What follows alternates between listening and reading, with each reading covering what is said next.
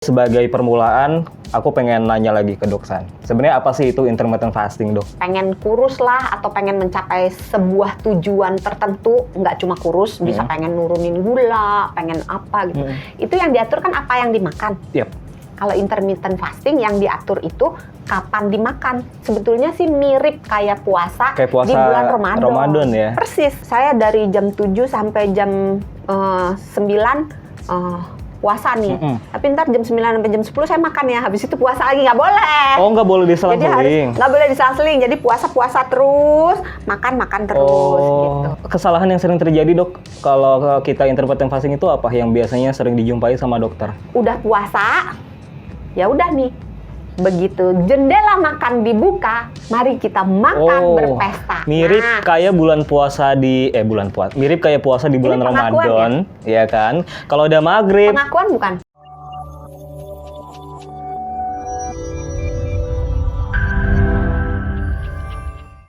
Selamat datang di Kamu Sehat bersama Sony Wicaksono dan juga bersama Dr. Santi Health Management Specialist Corporate HR Kompas Gramedia.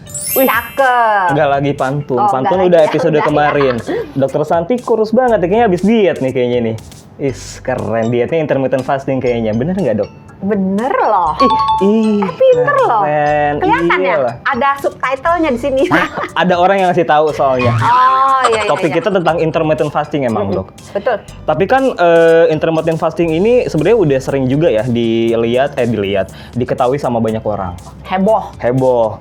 Sebenarnya konten-kontennya udah banyak juga ya yang ngebahas soal intermittent fasting. Tapi sebagai permulaan, aku pengen nanya lagi ke Dok San. Sebenarnya apa sih itu intermittent fasting, Dok? Buat yang masih belum tahu ya, masih bingung. Atau masih ngawang-ngawang deh, masih bingung sebenarnya apa sih? Biasanya kalau gaya berdiet gitu, pengen kurus lah atau pengen mencapai sebuah tujuan tertentu, nggak cuma kurus, bisa pengen nurunin gula, pengen apa gitu. Itu yang diatur kan apa yang dimakan. Yap. Kalau intermittent fasting yang diatur itu kapan dimakan. Oh, waktunya yang diatur. Iya, waktunya yang diatur. Oke. Jadi penekanannya lebih ke pembagian waktu makan dan waktu puasa. Berpuasa. Jadi sebetulnya sih mirip kayak puasa, di bulan Ramadan ya. Persis.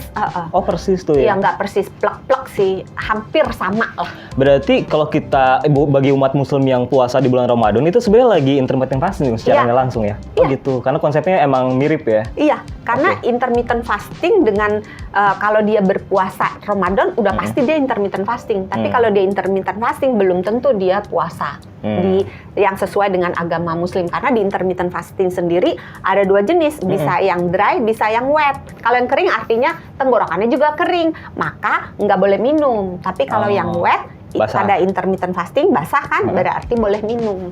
Oh, kalau dry nggak boleh minum? Nggak boleh minum selama jendela berpuasa. Kering dong tenggorokan? Ya buktinya puasa kemarin. Oh iya. Nggak pol ya? Pol nggak sih? Ngaku. Jangan ditanya deh, ada emaknya nonton nanti. Skip. Berarti kita tahu dong kalau intermittent fasting itu kebagi dua, ada dry sama wet. Dan pembagiannya soal waktu. Lebih jelasnya pembagiannya seperti apa sih soal waktu intermittent fasting ini? Jadi dalam 24 jam dalam satu hari itu dibagi orang boleh makan sama yang melakukan intermittent fasting ini. Ada yang boleh makan di jam berapa sampai jam berapa, di jam berapa sampai jam berapa nggak boleh makan. Nah, jam berapanya ini itu beda-beda. Minimal 12 jam makan, 12 jam berpuasa. Tapi nggak boleh, Dok, saya dari jam 7 sampai jam 9 puasa nih. Tapi ntar jam 9 sampai jam 10 saya makan ya. Habis itu puasa lagi, nggak boleh. Oh, nggak boleh diselang-seling. Nggak boleh diselang-seling. Jadi puasa terus, makan terus gitu. Tapi kan kalau intermittent fasting itu bukannya ada jendela makan sama jendela makan. Tapi nggak boleh diselang-seling ya? Jangan. Kalau diselang-seling berarti kayak makan biasa dong. Oh gitu. Ya. Jadi pas misalnya puasa nih, mau 12 jam, minimal 12 jam berpuasa, 12 jam boleh makan. Oh, itu minimalnya ya? Oke. Ya, nah kalau minimal 12 berarti katakan makan malam jam berapa? Makan malam jam 8 misalkan. Jam 8. Nah, jam 8 makan malam, setelah makan malam, maka nggak boleh makan apa-apa lagi yang berkalori.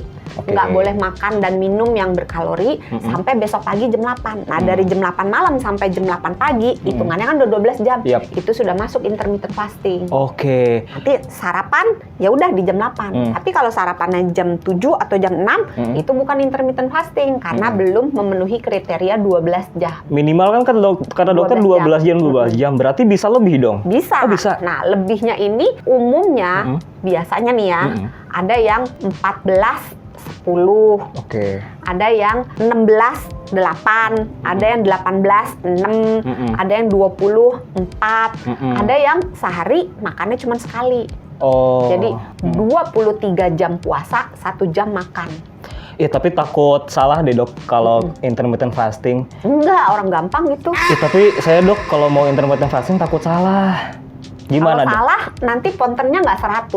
Oh iya. Paling 70, nggak apa-apa juga kan. Kalau salah nggak jadi dapat grand prize ya? Iya, nggak apa-apa. Ayo. Kan dapat hadiah yang lain nggak apa-apa. Tapi kalau kesalahan yang sering terjadi dok, kalau kita intermittent fasting itu apa yang biasanya sering dijumpai sama dokter? Sebenarnya waktu sih ya. Waktu. Oh. Yang salah waktu. Oh. Maksudnya gimana tuh yang salah waktu? Sebenarnya nggak ada yang salah ya. Jadi intermittent fasting itu kan merupakan sebuah gaya hidup.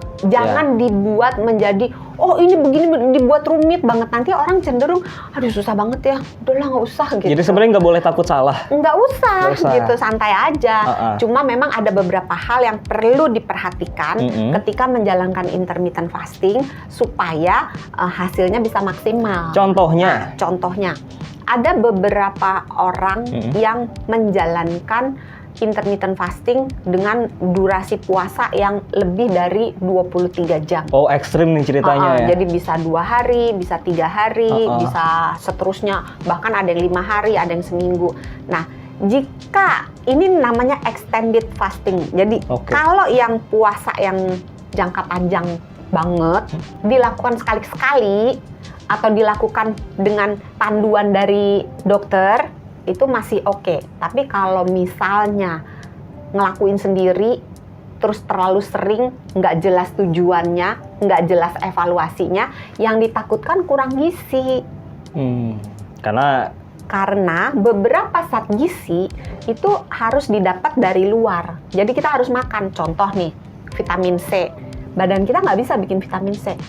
Beberapa hewan bisa bikin vitamin C. Makanya hewan nggak selalu harus makan buah. Ada hewan yang kayak misalnya apa ya?